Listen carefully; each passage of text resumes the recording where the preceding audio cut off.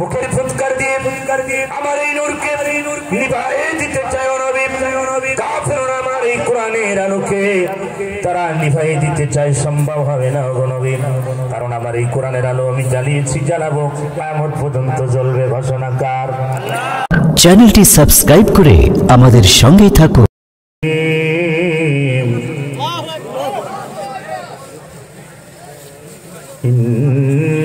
ইন্নাল্লাযীনা আমানু ওয়া আমিলুস সালিহাত উলাইকা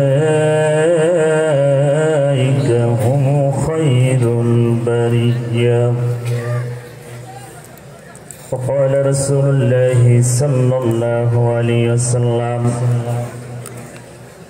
إن الله وملائكته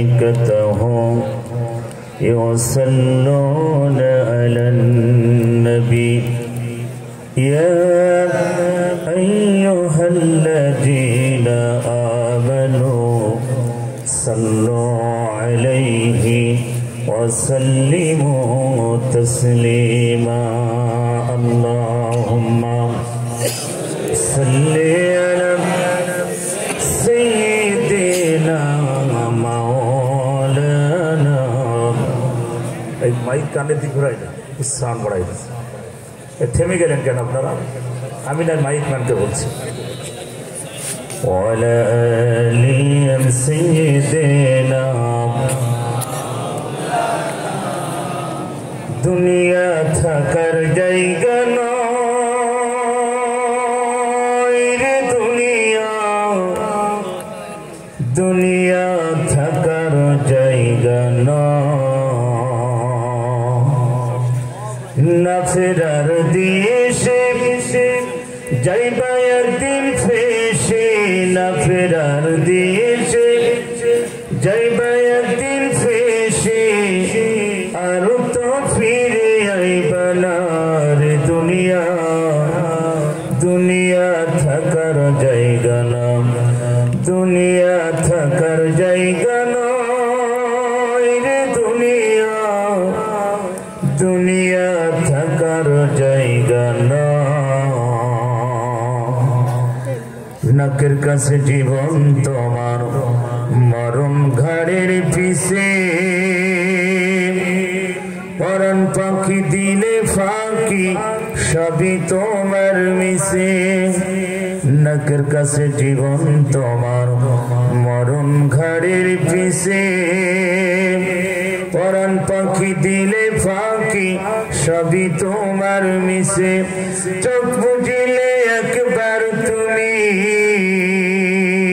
হায়রে চোখ বুঝিলে একবার আর তো ফিরে আইবা না, দুনিয়া থাকার জায়গা না, না ফেরার দেশে যাইবা একদিন ফেসে, না ফেরার দেশে যাইবা একদিন ফেসে আর তো ফিরে আইবা না রে দুনিয়া, দুনিয়া থাকার জায়গা না, দুনিয়া থাকার জায়গা না রে দুনিয়া, দুনিয়া থাকার জায়গা নাই। বলগল উলা বিকমালিহি কাশাফাত দুজা বিজামালিহি হাসনাত জামিউ খিসালিহি সাল্লু আলাইহি ওয়া আলিহি। আলহামদুলিল্লাহ। মুসরাস মোহতারাম, ঐতিহ্যবাহী ঢাকা বিভাগ, ঢাকা জেলার আশুলিয়া থানার অধীনে জাবালে নূর ইসলামী দাখিল মাদ্রাসার উদ্যোগে 2 দিনব্যাপী বিশাল তাফসীরুল কোরআন মাহফিলের শেষ রজনীর সুনামধন্য সভাপতি, আমাদের অভিভাবক, আমার চাচা জনাব আলহাজ মোহাম্মদ বিল্লাহ হোসেন ফকির, আল্লাহ তার গোলামকে হায়াতে তৈয়বা সিয়াতে কুল্লিয়া দান করুক। সবাই বলেন আমিন। আজকের মাহফিলের বিশেষ অতিথিবৃন্দ, আমন্ত্রিত অতিথিবৃন্দ, অনেকজনের নাম আমার সময় কম, কারণ হুজুর চলে আসছে, কথাটা বুঝতে পারছো, এই জন্য খালি ধরে বাস ছাড়ব। আজকের মাহফিলের অন্য অতিথিবৃন্দ, আজকের মাহফিলের প্রধান অতিথি আপনাদের এই মাটি ও মানুষের নেতা, আশুলিয়া এবং সাভারের কৃতি সন্তান ডক্টর দেওয়ান মোহাম্মদ সালাউদ্দিন বাবু, আল্লাহ তার এই গোলামকে দ্বীনের জন্য ইসলামের জন্য কবুল করে নিন। আজকের মাহফিলের আলোচনা রেখেছেন বিভিন্ন ওলামা ইকরাম, আলোচনা রেখেছেন আমার বড় ভাই যার কণ্ঠের ভিতরে আমি মধু পাই, টাঙ্গাইলের কৃতি সন্তান বিশিষ্ট আলেমে দ্বীন জনাব হযরত মাওলানা জহিরুল ইসলাম জিহাদি। আল্লাহ তার এই গোলামের কণ্ঠকে গোটা পৃথিবীর জন্য কবুল করে। মঞ্চে বসে আছেন আমার বাম পাশে আমার অত্যন্ত ভালোবাসার মানুষ, যার পাশে বসলে হাসি আর হাসি, আনন্দ আর আনন্দ পাওয়া যায়, জনাব হাফেজ মাওলানা আবু হানিফ ইসহাক। আল্লাহ তার এই গোলামকে ইসলামের জন্য কোরআনের জন্য কবুল করে নিন। মঞ্চে বসে আছে বিভিন্ন ওলামা ইকরাম, বসে আছেন হাফেজ মাওলানা আলী হুসাইন ফারুকি, অন্য ওলামা ইকরাম, আমার রবিউল ভাই থেকে শুরু করে আজকের মাহফিলের সার্বিক তত্ত্বাবধানে যিনি আছেন এই ফকির বাড়ির কৃতি সন্তান বিশিষ্ট রাজনীতিবিদ জননেতা জনাব মোহাম্মদ আবুল কাশেম। আল্লাহ তার এই গোলামকে ইসলামের জন্য কোরআনের জন্য কবুল করে। আজকের মাহফিলের প্রধান আলোচক আপনার যার জন্য এখনো বসে আছে আমাদের বাংলাদেশের অহংকার কুষ্টিয়ার কৃতি সন্তান, কারা নির্যাতিত আলেমে দ্বীন, মাজলুম আলেম আলহাজ হাফিজ মাওলানা মুফতি আমির হামজা হাফিজাহুল্লাহ। আল্লাহ তার এই গোলামকে সুস্থতা দান করুন, সবাই বলেন আমিন।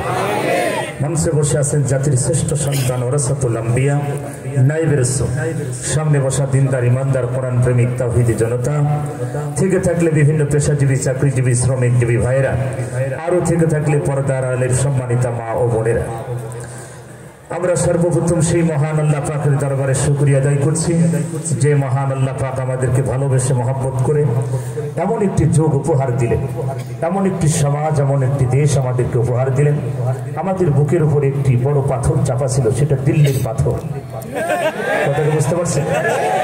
দিল্লির পাথরটা আমাদেরকে বুকের উপর থেকে সরাই দিয়ে যে মহান আল্লাহ পাক লাল সবুজের পতাকা আমাদের মাঝখানে আবার উপহার দিলেন, যেই মহান আল্লাহ পাক মানুষের বাকশক্তি 18 কোটি মানুষের বাকশক্তি ফিরিয়ে দিলেন, যে মহান আল্লাহ পাক জালেমকে স্বৈরা শাসক উৎখাত করে দিয়ে এই মানুষের গণতন্ত্রকে ফিরিয়ে দিলেন, সেই মহান আল্লাহ পাকের দরবারে শুকরিয়া জবান ছেড়ে বলি আলহামদুলিল্লাহ। আমরা আরেকবার শুকরিয়া আদায় করব এই জন্য যে মহান আল্লাহ পাক আজকে এই সুন্দর পরিবেশে বসার সুযোগ করে দিলেন।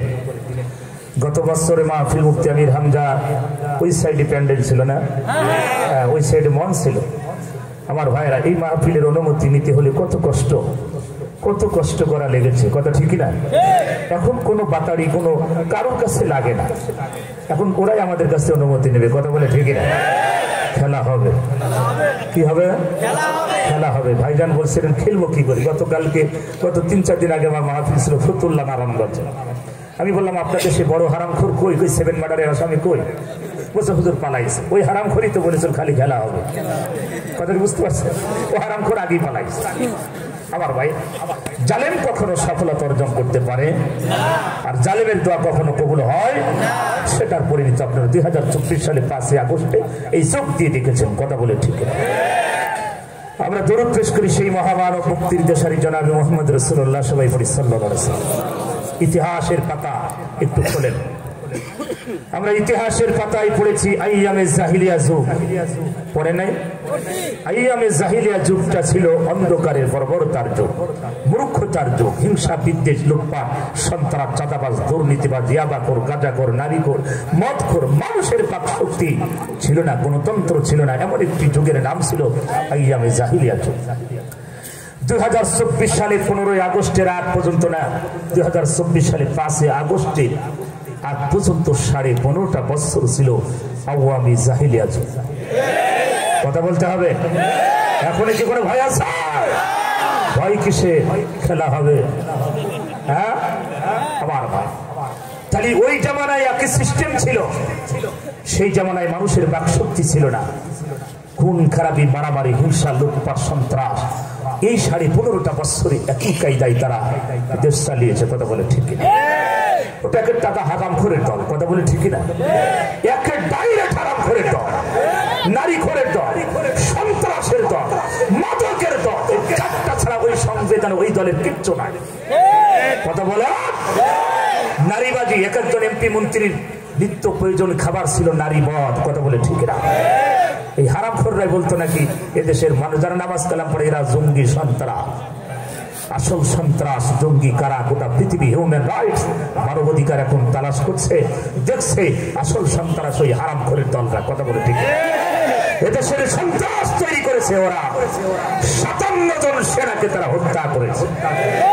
আমরা আশুলিয়াবাসী আজকের এই ময়দান থেকে আমরা বলতে চাই, তত্ত্বাবধায়ক যারা আছেন, উপদেষ্টা মন্ডলী যারা আছেন, আইন মন্ত্রণালয়ে উপদেষ্টা যিনি আছেন, আপনাদের কাছে আমাদের একটাই চাওয়া, ভাইয়ের আমার 57 জন সেনার পিলখানার ঘটনার যেই 57 জন সেনাকে হত্যা করা হয়েছে, এই 57 জন সেনার হত্যার ফাইল আপনাকে দ্রুত খুলতে হবে।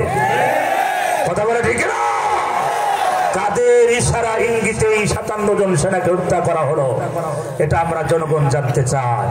আর কোনো কিছু ফাইল দরকার নাই, খালি 57 জনের হলে হবে। কথা বলেন আমার ভাইরা, সব আটকিয়ে যাবে, সব আটকিয়ে দেবে।